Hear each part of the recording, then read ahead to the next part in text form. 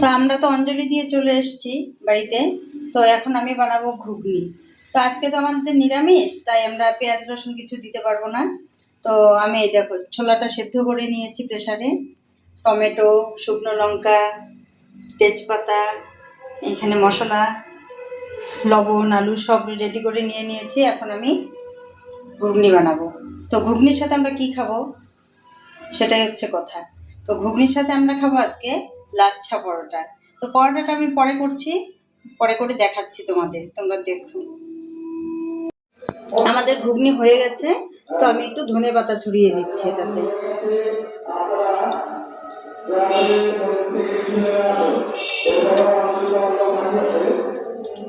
আমাদের লাচ্ছা পরোটা, তাই পরোটাটা রেডি করাই থাকে, আমরা শুধু বাড়িতে একটু তেল দিয়ে ভেজে নেব, তাহলেই হয়ে যাবে।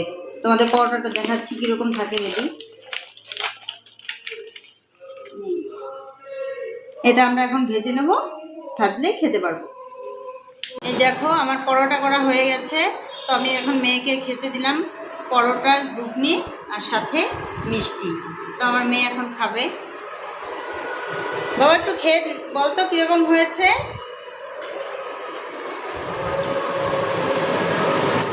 খুবই ভালো হয়েছে, আমার তো খুবই ভালো লেগেছে।